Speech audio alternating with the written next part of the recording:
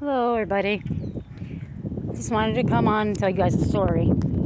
Yesterday, I was watching videos on Facebook about how the police don't know the Constitution or don't follow the Constitution and all that. And it made me think of something that happened to me. Um, it was 2019 June, right when it was the height of COVID. I'm not sure if we were locked down or not. I never followed those rules. But I don't work or anything, so. But anyway, the girl that I grew up with, her name was Christian. She invited me to come over her house for like a small cookout, a little get together. Just it was going to be me, her, and she said one of her friends were going to be there with her daughters. I had my granddaughter at the time, Ariana. She was 10.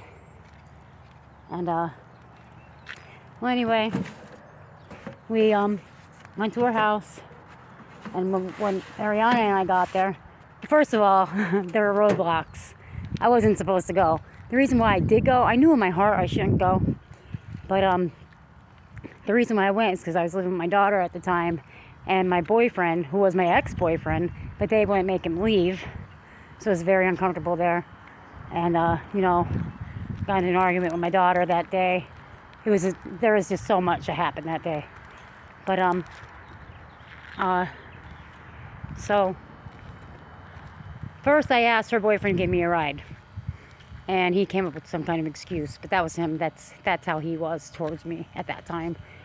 And then I decided that we were going to take a bus. So we sat at the bus stop for probably about half an hour. The bus never came.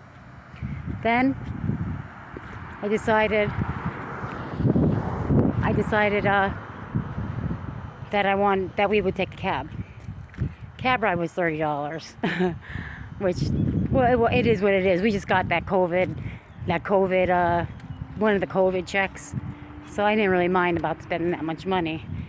I thought I was going to have a good time, meet up with my friend that I hadn't seen in years. I mean, we were kids together. We used to put the kiss makeup on. People are waving to me. Hi. We used to put the kiss makeup, Kiss the band, Paul Stanley. Who was she? I think she was always Paul Stanley and I was Peter Criss. I don't remember. But anyway, so we finally got there.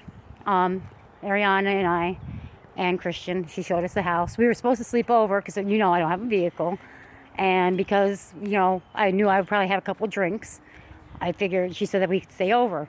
She had an extra room and everything like that. And the next day, my grandson that I hadn't seen in a while was really close. So, and that's Ariana's brother, half brother. So we were going to go and see him the next morning. So, we're there, we're eating. Food was good. Cheeseburgers, corn on the cob, and watermelon. It was really good, Had a couple beers. Then her friend came.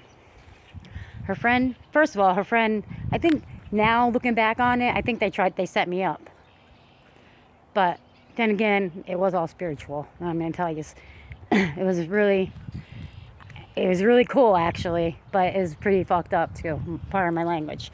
But anyway, so her friend came, and the first thing she said to me, she said, "Are you related to," and she said some name.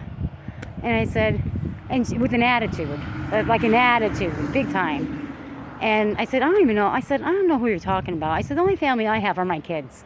Because that pretty much is true. I have my father, but, we're not close or anything like that.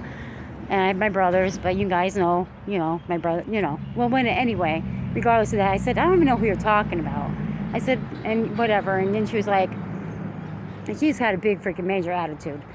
And then, and she came with her daughter. Her daughter was like 13, I think, maybe. She was really taller than me, tall and skinny.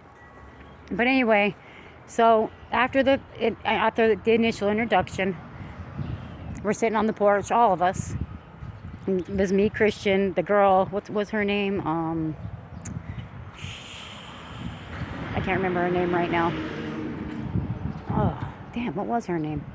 I don't remember. But anyway, so I want to say Ashley. That's not it.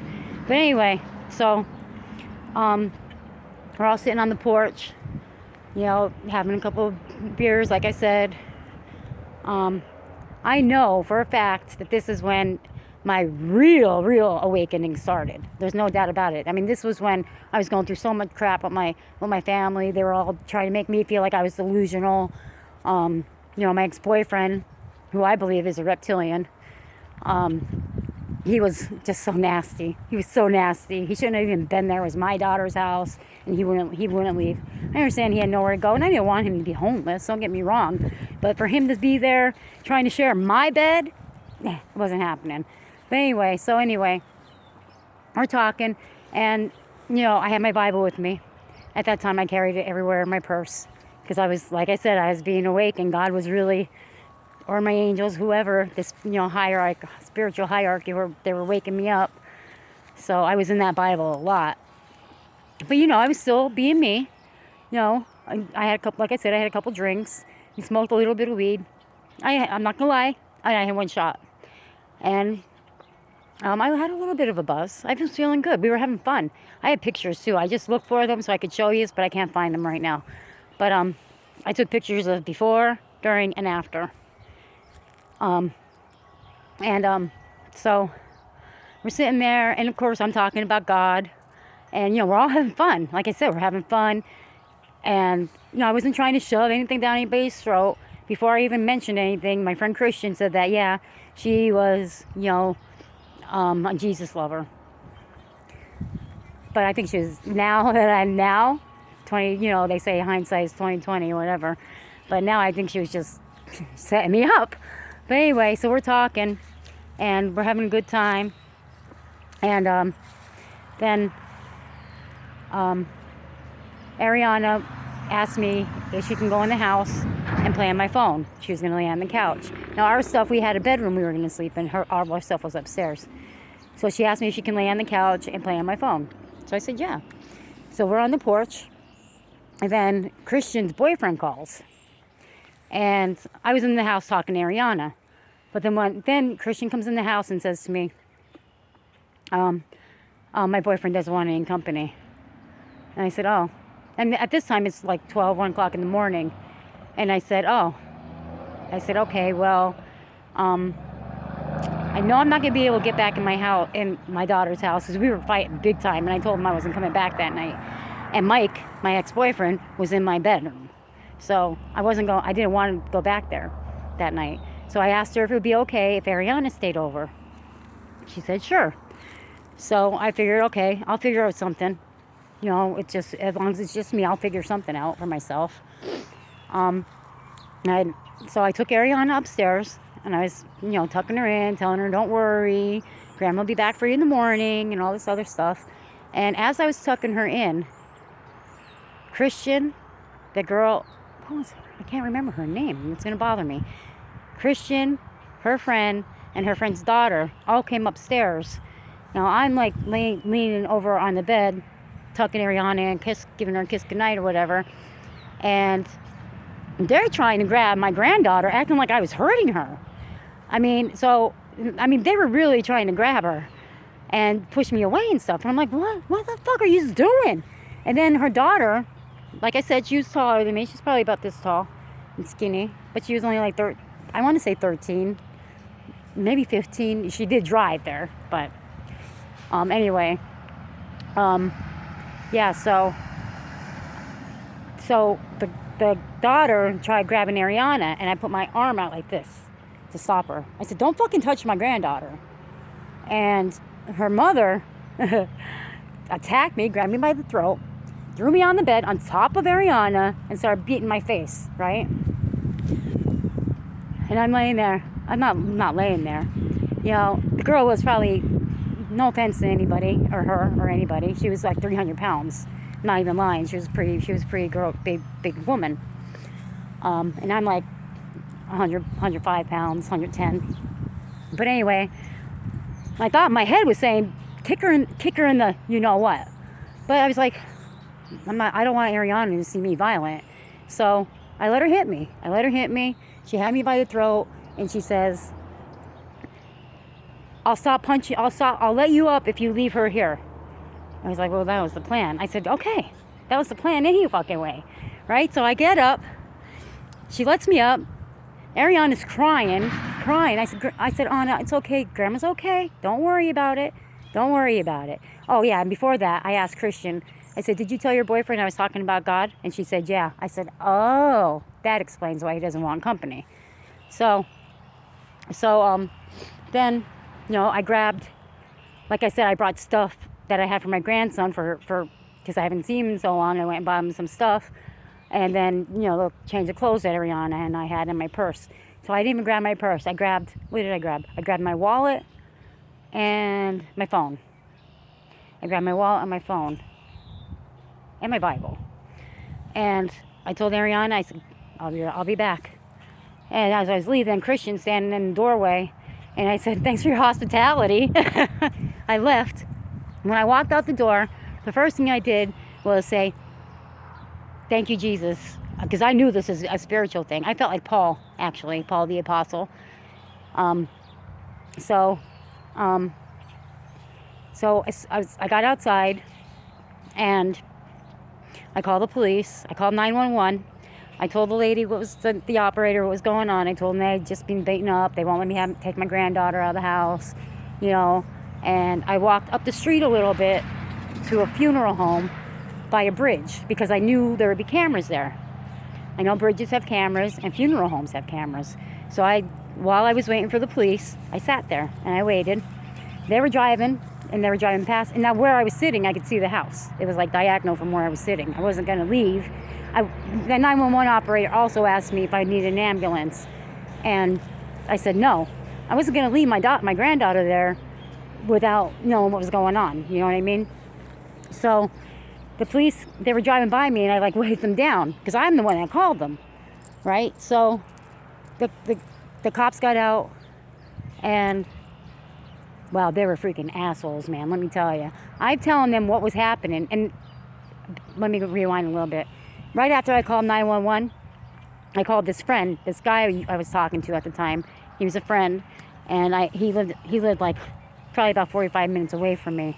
But I told him what was going on, and I had him on the phone with me the entire time, until Ariana's mother called.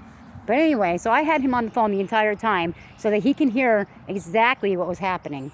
Because I've dealt with this spiritual shit before, and I knew it was all spiritual at that time. So the whole time I have him on the phone, the cops are asking me, they're treating me like I'm the one that did something wrong. Like I was a victim in this case. They were acting like I was the one that did something to her. And then they're like, well, you don't even know where your granddaughter is. I'm like, what the hell are you talking about? She's right there. And they were like, and then more cops came. And they're all around me, and I kept my cool. And I'll tell you what, I was proud of myself because in the past when I had dealings with cops, I didn't keep my cool, especially when I was drinking. But this time, I kept my cool.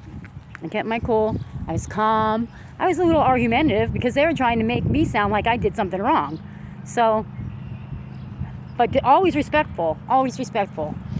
So, I have black and blue marks all over my face, of handprints on my neck, right? And it was bad. She punched me in the face probably about 5 times, maybe more.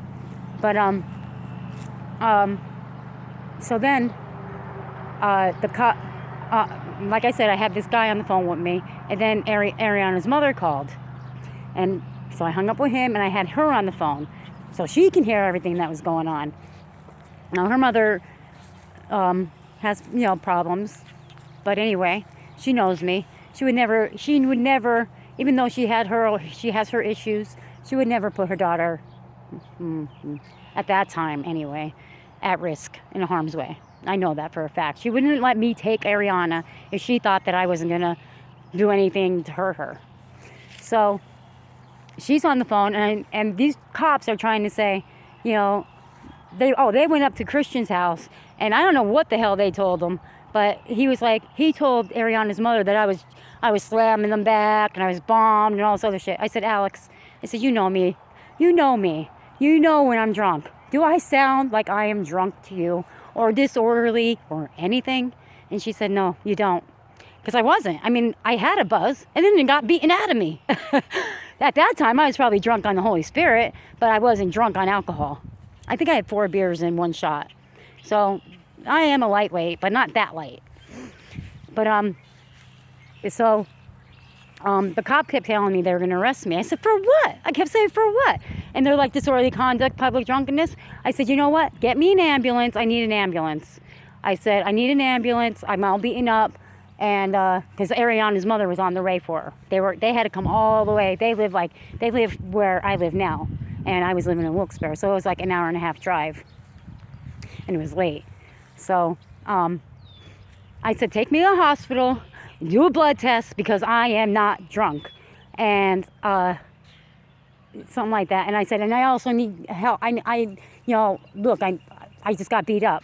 Well, they refused. They refused to get me an ambulance at that point. And they actually ended up arresting me. They took me to the paddy wagon came. They wouldn't get, the one sergeant that finally came wouldn't give me his badge number. I know his name now, and I knew him. I knew him before he was a cop. But there's like, I think I see fairies. I'm squirrel for a minute. I saw something one time that said that fairies can be like shiny objects. I see like 4 or 5 shiny objects over there in the trees. Let's see if you can see it. Hold on. I don't know if you could see them, but yes, the other day there was only 1 or 2 there. Now there's like a lot. I gotta wave to them. You know me and my craziness. But anyway, so they put me in the paddy wagon, and you know what I was doing? I was singing, "Open the eyes of my heart, Lord," because I knew this was all spiritual. I knew it. And so the whole time I was in the paddy wagon, it wasn't a far ride. It was like 5 minutes away from the police station. This police station is where my daughter's father, my first husband, hung himself. He hung himself in Wilkes-Barre City lockup. And I bet you anything that's the same cell they put me in. Not them not knowing, but, you know, the powers that be in the spirit world known. You know what I'm saying? So I was in the cell, not for too long, because my friend Andrew, he was coming to get me. And the police knew this. They knew he was coming for me. They knew that Alex actually told them that I had permission to take Ariana out of the house, and they wouldn't let me anyway. So Andrew got there. I was probably like in there for 10 minutes, 15 minutes, half hour at the most, right? So when I left, well, first of all, when I left, the cop, this was a new cop that was doing paperwork when I got out. He was humming the song. I said, that's a good song. And I said, that's Open the Eyes of My Heart. And he was like, oh, I don't know what it is. And I said, well, that's what it is, I'm telling you. And he wanted me he had this like citation or something. I said, I'm not signing that. I said, I'm not signing that. And I said, and you shouldn't put your name on it either, because you're going to make yourself look like an asshole, because I should not be here. Well, I didn't sign it. I asked him if I could press charges against this girl that beat me up, and he said I couldn't. I don't know why, but he said I couldn't. And so as soon as I got out of the police station, I took pictures of my face and my neck and everything. And Andrew said something that rubbed me the wrong way. I said bye. He went all the way home. He said, I don't even know what he said, but it's something that, I don't know, like Ariana wasn't a big deal to him, but it was a big deal to me. But so I told him, take a hike or whatever. And so I'm in the city of Wilkes-Barre, no cabs. I ended up calling my boyfriend, well, Mike, my ex-boyfriend, because I didn't know what else to do. I thought maybe he would get Julie's boyfriend's car and come and get me, but he wouldn't. I'm telling you, he's not human. He wasn't human. He's not human. And I'm gonna take a walk over there. And So I sat downtown for a couple hours, and I finally called a cab, or a cab came by. I don't remember how it happened. I don't remember that specifically. But I got home, and and then shit really went down. I was like, the spiritual stuff that happened that next day was just crazy. And you know what I did? Not to be sick or anything, but I had sex with Mike, my ex-boyfriend. And as soon as I did, you know what I heard in my head? You just had sex with the devil. I was like, what? What? That's exactly what I heard in my head. And I felt empty. I felt guilty, and I felt empty. The whole, for a couple days at least, until I figured out what was going on. Then what happened? Of course, my daughter and her boyfriend, they're not believing what I'm telling them, you know, and they know me. They know me. And he was like, Julie's boyfriend, he's like, oh yeah, you were in the street screaming, da da da da da. I said, no, I wasn't. No, I wasn't. He said, well, we'll see the video. I said, let's see the video, because he's a manipulator. And I said, good, you saw the video, then you see what really happened. But of course, he didn't see any video. But anyway, so, you know, I was going through it with them. It was bad. It was a bad time, but I'm grateful for it because I'm here now, even though, you know, everything's not perfect. I'm here, and I know exactly what that was all about now. So, what happened then? Well, I had to go to the magistrate. I went into the magistrate, and this was right before the election. And I went in donning my my Trump stuff. But anyway, the cop comes in, and he lied. And I was like, and he's telling the judge this shit, and I'm looking at him, I'm like, what? And I said, Your Honor, he's lying. I said, look at these pictures. I showed him the pictures of my face, all black and blue on my neck, all, you know, handprints around it. And the judge was like, I don't remember exactly what he said. I said, the burden of proof is on him to prove me guilty. And I said, where is that? And the judge was like, you don't need to tell me my job. I said, no disrespect. I'm just saying, there's no proof. There's no proof of anything that he's saying because it's not true.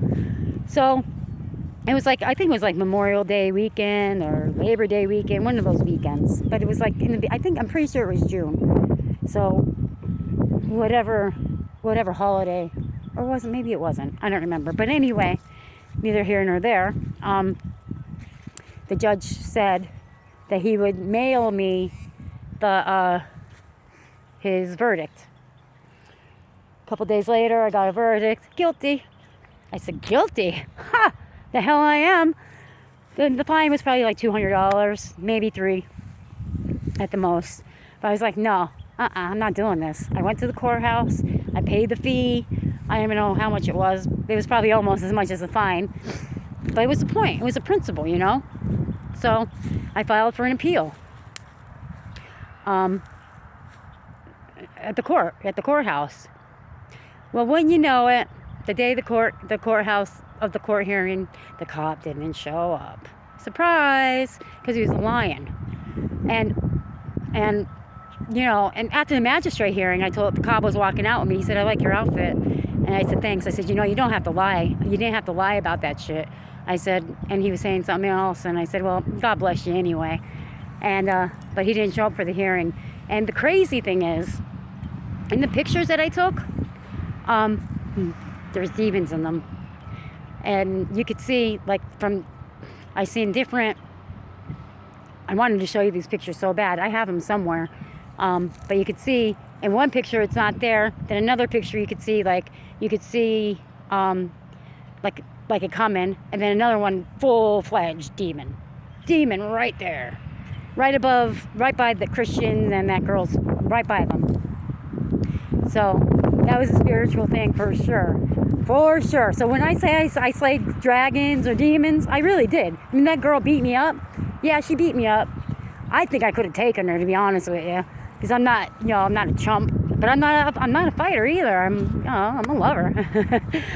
Well, not lately, but yeah. So and to put the cherry on top, this girl was supposed to be in federal prison she had a meth lab that blew up. Yeah, they let her out. They let her out because of COVID with an ankle monitor on. But she wasn't home. She was at Christian's house. Wow, what a crazy, crazy time. But I passed that test, I guess, because, I felt, even though when I got home, I screwed up because I didn't want to be with Mike, but I